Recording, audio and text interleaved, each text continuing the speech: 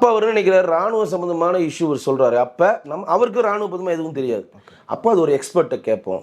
ஒரு எக்ஸ்பர்ட்டை பார்க்க வைப்போம்னா அதுக்கு அனுமதி யார் தரணும்? இவங்க படக்குழு தரணும். ஓகே. இப்போ இந்த ப்ராசஸ் நடந்துட்டு இருக்கப்ப நாங்கள் வந்து ரிவர்சிங் கமிட்டி போட்டிருக்கோம் சார். ரிவர்சிங் கமிட்டி இப்போ உங்களுக்கு ஓகேவான்னு கேட்பாங்க. ஓகேன்னு சொன்னீங்கன்னா மறுபடியும் ஒரு 5 பேர் படம் பார்ப்பாங்க. ஏற்கனவே 14 கட்டு எக்ஸ்ட்ரா 2 கட்டு போட்டு மறுநாளே சர்டிஃபிகேட் வந்திருக்கும். ஓகே. சிம்பிளான விஷயம். இவங்களா தான் இதை தாமதப்படுத்துறாங்களா இல்லை இவங்க பப்ளிசிட்டி பண்ணுறாங்களான்னு தெரியாது, இல்லை தெரியாமல் பண்ணுறாங்களான்னு தெரியாது. இவங்க கோர்ட்டுக்கு எடுத்துகிட்டு போய் என்ன பெயர் வைக்கிறாங்க, 24 படி சரத்து 24 படி 3 பேர் படம் 3 பேர் அப்ரூவ் பண்ணிட்டாங்க, எங்களுக்கு அக்னாலஜ்மெண்ட்டு 16+ன்னு அனுப்பிச்சிட்டாங்க, மறுநாள் கேட்டால் ரிவர்சிங் கமிட்டின்னு சொல்கிறாங்க, நாங்கள் அதை ஒத்துக்க மாட்டோம், எங்களுக்கு அதை பவர் கொடுங்கன்றப்ப பிடி ஆஷா நீதியரசு என்ன சொல்கிறாங்க, இது உடனடியாக சர்டிஃபிகேட் கொடுக்கணும்னு போடுறாங்க.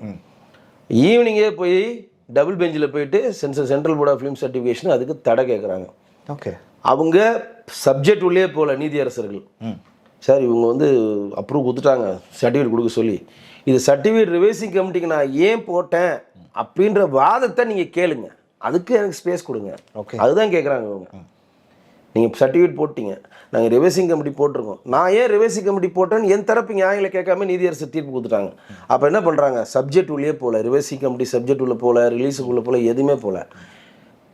பிடி ஆஷாவோடைய நீதியரசருடைய உத்தரவுக்கு தடை முடிஞ்சிருச்சு.